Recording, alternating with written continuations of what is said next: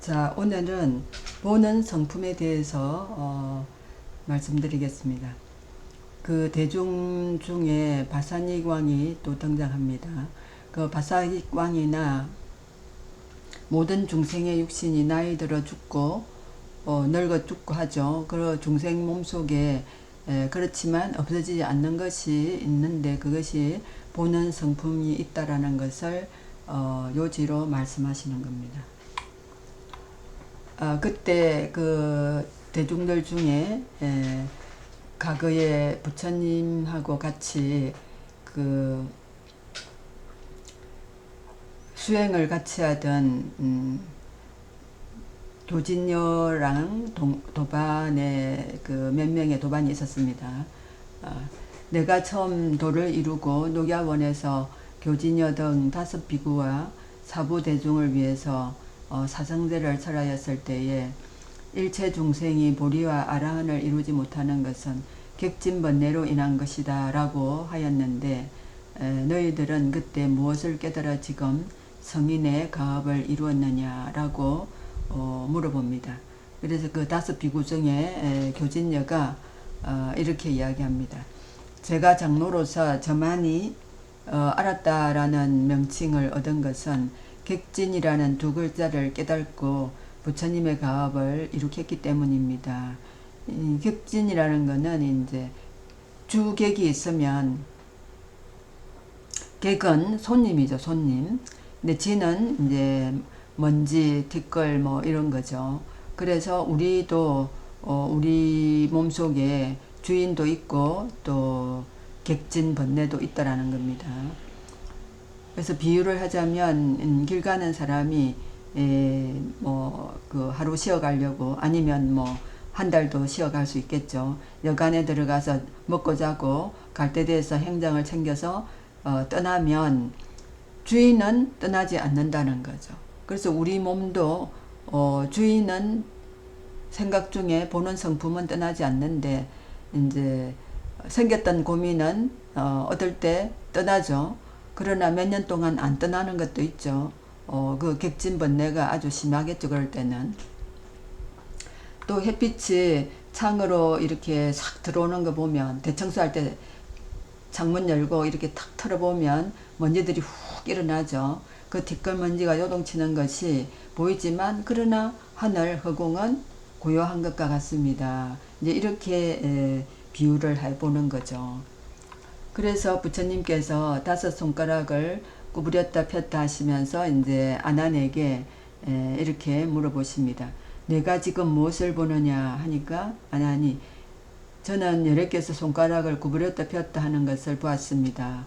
그렇다면 내 손이 구부렸다 폈다 하는 것을 보았다 하니 내 손이 구부렸다 폈다 한 것이냐 네가 보는 것이 폈다 구부렸다 한 것이냐 하니까 이제 아난이 세존께서 손을 폈다 쥐었다 하심으로 제가 여러의 손의 움직임을 본 것이지 저의 보는 것이 폈다 쥐었다 하는 것은 아닙니다. 그렇잖아요. 그죠? 예. 다른 사람이 어떤 행동을 할 때 우리가 이렇게 보는 거죠. 근데 움직이는 거는 다른 사람의 행동이죠. 그래서 이제 부처님이 아난의 오른쪽 어깨에 빛을 이렇게 탁 쏘면 아난이 오른쪽으로 고개를 돌리고 또 왼쪽에 빛을 딱 쏘시면 또 왼쪽으로 아난이 고개를 돌립니다. 그래서 부처님이 아난에게 이러시길 지금 내 머리가 무엇 때문에 움직이느냐 아난이 여러께서 빛을 내시어 저의 오른쪽 왼쪽에 보내셨기 때문에 머리가 저절로 움직였습니다.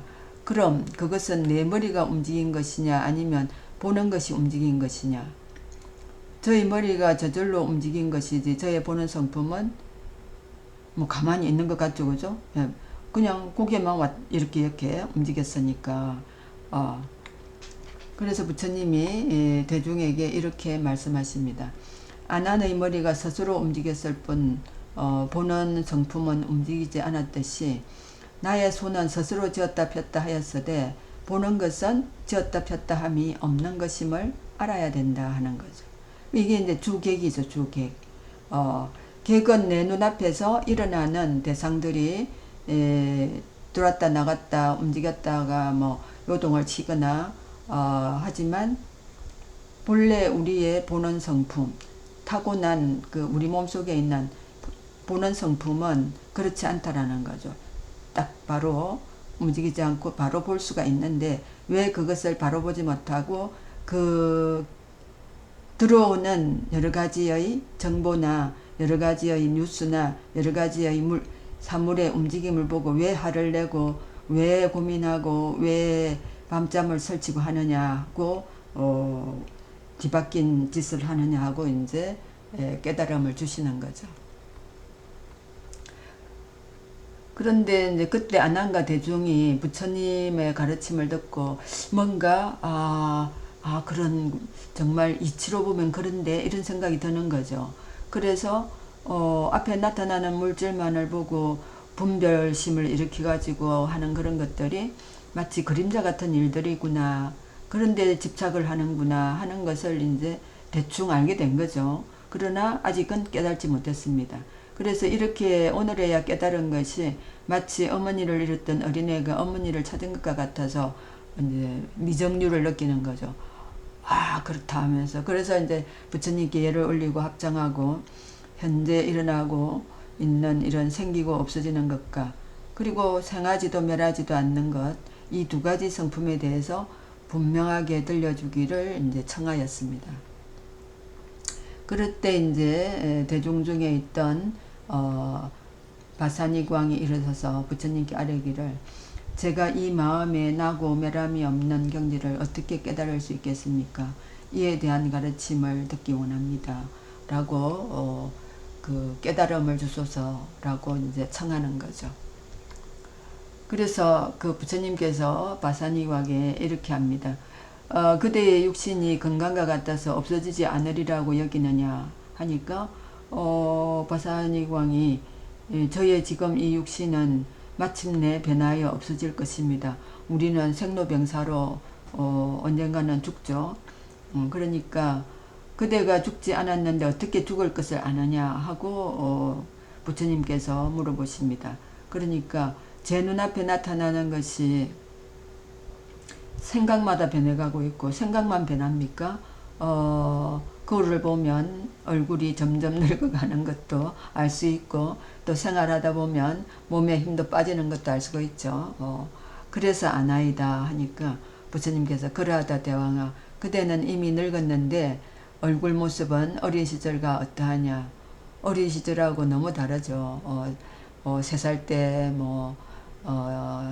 티네이저 때, 청년 때, 장년 때. 근데 지금 바사니광은 62살이랍니다. 그래서 그 10년 전에 50대에는 전쟁터에 군사들을 데리고 씩씩하게 전쟁터에 나가서 칼도 잘 휘두르고 했는데 지금은 이제 나이가 들어서 힘도 못 쓰고 그죠. 그래서 날마다 변해가고 그래서 이제 마침내는 몸이 변해서 없어질 줄을 아는 것입니다. 라고 말씀을 드리는 거죠. 그래서 부처님이 바사니광에게 그대가 변화해서 죽어 없어질 것을 알았다고 하는데 죽어 없어질 때에 그대의 몸속에 없어지지 않는 것이 있는 것을 아느냐. 그런 게 있는지 여러분 압니까? 바사니광이 저는 사실 그런 것을 알지 못합니다. 내가 지금 그대에게 나고 죽음이 없는 성품을 보여주리라. 그대가 예순이 되도록 해마다 달마다 변했다고 한다면 3살 적에 보던 그 황하강과 지금 보는 그 황하강은 어떠하냐 이렇게 이제 물어보시는 거죠. 그래서 바사니광이 3살 때나 지금 62살 때나 황하강은 달라짐이 없는 듯 합니다. 그 사실 우리가 강산이 10년마다 바뀐다 그러죠. 그런데 이제 저 황하강은 너무 그 큰 강이고 그런 강이기 때문에 쉽게 그렇게 변화가 없나 봅니다. 근데 작은 강은 날이 한참 가물면 그 바닥을 드러내고 그러지 않습니까? 그런데 이제 저 황하강은 워낙 넓고 깊고 하다 보니까 별로 50년이 지났는데도 별로 변함이 없나 봅니다. 그대 얼굴이 비록 쭈그라나 그 보는 성품은 본래의 성품 그대로 쭈그러진 것이 아닌데, 왜냐하면 저 황하강 같이 대자연, 저 허공과 같은 대자연, 그런 허공과 같은 보는 성품이 중생들의 마음에 다 누구나 다 가지고 있다는 거죠. 쭈그러진 얼굴이나 탱탱한 얼굴이나 미인이나 미남이나 이런 거 관계없다라는 거죠. 그래서 변하지 않는 것이 본래 나고 멸함이 없거늘 어떻게 그 가운데서 그대의 나고 죽음을 받았는데, 그 말가리는 이제 외도를 말합니다. 그 옛날에는 외도도 많고 각종 미신도 많고 각종 신도 많죠, 그죠? 그래서 그런 외도의 말을 듣고 그 말을 인용해서 이 몸이 죽은 뒤에는 아주 없어진다고 하는가라고 말씀을 하십니다.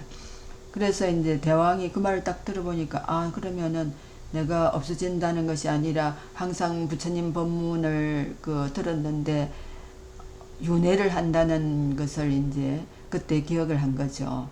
그래서 대왕이 그 말을 듣고 죽은 뒤에 이 생을 버리고 다른 생에 태어남을 깨닫고 여러 대중들과 함께 아주 기뻐하면서 이렇게 부처님께서 이제 보는 성품하고 비교해서 입증해 주시니까 다들 기뻐하는 거죠. 그래서 지금까지 느끼지 못한 그런 기쁨을 느꼈기 때문에 그것을 미정류라고 합니다. 그러니까 아난이 일어나서 부처님께 아뢰기를, 만일 이 보고 듣는 놈이 나고 죽음이 없는 것이라면 어찌하여 저희들에게 참 성품을 잃어버리고 뒤바뀐 성품을 한다고 하셨습니까? 그러니까 잃어버린 것은 아니죠. 가지고 있는데 그것을 알지 못하는 거죠. 그런데 이제 부처님께서 설명을 하시다 보니까 참 성품을 자기 몸속에 자기 마음속에 있는데 그걸 찾지 못하니까 잃어버렸다고 이제 말씀을 하셨겠죠. 그러니까 그걸 또 아난이 따지는 겁니다. 그때 여러께서 금빛팔을 들이우고 손가락으로 아래를 가리키시며 나의 모타라 손을 보아라. 부처님의 수인이 손가락에 사인이 여러 가지가 있습니다. 그래서 이제 그냥 지금 무릎 위에 올린 저 모타라 수인은 항마 촉지인이라고 하고, 또 손을 이렇게 무릎 위에 올리지 않고 아래로 내리는 것은 또 여원인이라고 하는데, 이게 바로 되었느냐 거꾸로 되었느냐 하고 물어봅니다. 그러니까 이제 아난이 그거 모르겠다고 하는 거죠. 그러면 어떻게 하는 게 바로 된 거냐 하니까, 여러께서 팔을 세우고 손이 이렇게 허공을 가리키시면, 그럼 그것은 이제 시무외인이라고 합니다. 시무외인은 중생들에게 온갖 금치 걱정을 없애주는 그런 사인입니다. 그래서 이제 손을 이렇게 허공에 세우시면 그게 바로 된 것이라고 생각합니다. 라고 이제 이야기를 하는 거죠. 그런데 이제 부처님께서 뭐라고 하시느냐 하면, 내가 손을 이렇게 아래로 내리고 손바닥을 이렇게 손을 아래로 내리고 위로 올리고 하는 그런 뒤바뀜은 단지 그 손가락에 머리와 꼬리가 서로 왔다 갔다 했을 뿐인데, 사람들은 이걸 몇 배나 더 거꾸로 본다는 거죠. 그래서 지금 아난이 어떻게 보는 성품이 보고 듣는 놈이 변하지 않고 생사를 가리지 않고 있다고 하시면서 참 성품을 잃어버리고 뒤바뀐 행동을 한다고 꾸짖느냐고 이제 따지니까, 이제 부처님께서 손을 들어서 위아래로 내 보이시면서, 그런데 이거는 단지 꼬리가 위로 가고 아래로 가고 했을 뿐인데, 너희들은 그것을 완전히 뒤바뀐 것으로 본다라고 하는 거죠. 그래서 열애의 몸은 항상 두루 아시기 때문에 정변지라하고, 또 중생들은 성품이 그 격진 번뇌에 따라서 왔다 갔다 하기 때문에 성전도라고 한다라고 하십니다. 자, 오늘은 여기까지 하겠습니다.